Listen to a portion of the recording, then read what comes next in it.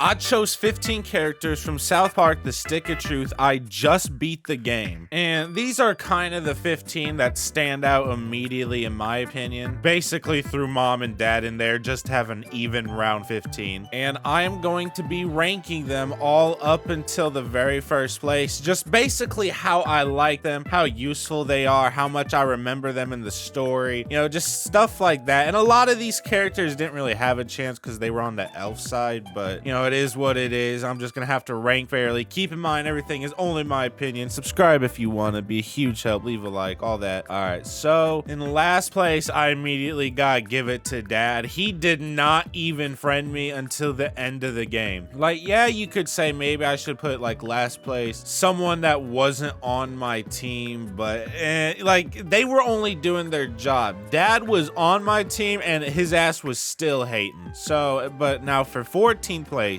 is Tweak. I don't remember him at all in the game, low-key. There's like one segment I remember and it's barely even that. For all I know, he couldn't have even been in the game. I don't even know if he had dialogue. I remember his dad more than him in the game, which is a little bit funny, but it is what it is. And then probably my mom. She wasn't too much better than dad. A little bit supporting, a little bit loving, but Then Token kind of had a Tweak problem where I just don't really remember him in the game at all. I mean, his costume I think is one of the best. This shit dripping, that shit fire, but they didn't give him no screen time. I don't remember a lit. By the way, in case you're confused who this is just me. This is my character, the main character, King Douchebag. He's the main character, so I gotta give him a little bit of respect. Like, I did my thing. If it wasn't for me, all these, like, my entire side would have been done immediately, bro. We would have never gotten the stick back, you know,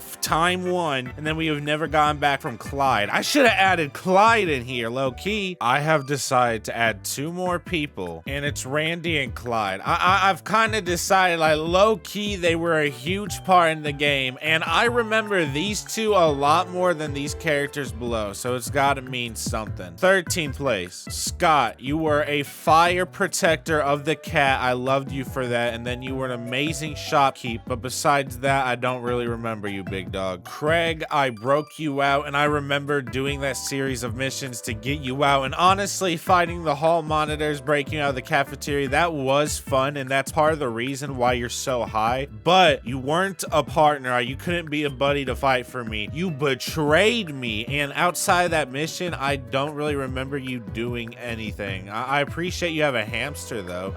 Then it probably goes Wendy. I appreciate the series of missions. Bro, honestly, the missions I had to do for them and like the Glitter Sparkle Sunshine group or where the hell it's called, that was some of the funnest missions, low-key. I thought that was pretty fire. Hey, we got the top 10. Clyde, I can appreciate you trying to get the stick and then being on top yourself. Everyone wants to be king dog, but at the same time, you tried it against me and your ass failed. So, you know, applaud for the attempt, but you can't get any farther than top 10. You lucky you even here. All right, Kyle, there was a lot of times you were helpful, and Ike was also really helpful, but there was a lot of times you just nagged so much in my ear. Every time I had you as a buddy, you would complain. I'd be like, oh yeah, I forgot. This is why I didn't have you as a buddy. Like, you was complaining about everything, and the worst part, it was always hindsight complaining. It's like, bro, how about you tell me this shit before it happened? All right, I am going to put the marshes right next to each other. Randy is above Stan for, you know, 2 big reasons. One, Randy was always with me, always. I found him in the spaceship. His booty was getting played with, and I helped him. And after that, he was always on my side. Stan, he started out against me, and I don't even really know if he was ever with me, but the reason Stan is so high and above Kyle is because he was dummy strong. His power as a buddy was kind of top notch. He was kind of S tier buddy. When he went into match, he threw haymakers. You hated to see Stan coming. All right, Kenny, as much as I want you to be in the top 5, once again, you have a problem that Craig and Clyde has. You betrayed us, and then you became a zombie. I had to fart on your balls to save the town, and then you just died like that. Fucking, you know, you got snapped out of existence. I can't believe I had to do you like that. The anime sections with Kenny were fire. I think they had some of the best specials. They were kind of funny. I really liked The unicorn one and the zombie unicorn was a fire addition to it. But everyone else here I'm looking at gotta be in the top 5, bro. All right, enough bias because I can already see you guys rolling your eyes. But look, keep in mind, I saved the entirety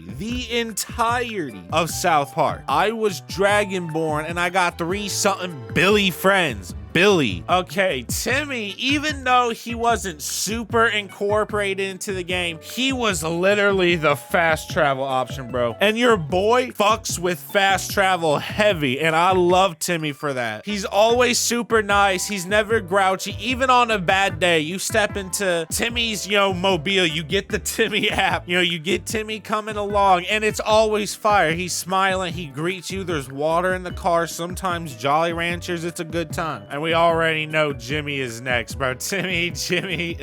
He was just one of the most memorable characters. The missions for him was fire. He was always like kind of a dickhead, but never too much. Like he didn't want to be a full-on dickhead, but he was a little sarcastic with it. His specials where he just literally roasts you in song form, hilarious. Not to mention, as a buddy, he has some of the better dialogue, which makes it between Cartman and Butters. Cartman might overall be the strongest buddy. When he goes into match, you only send Cartman into the match because you're having troubles. You're like, holy shit, hold up.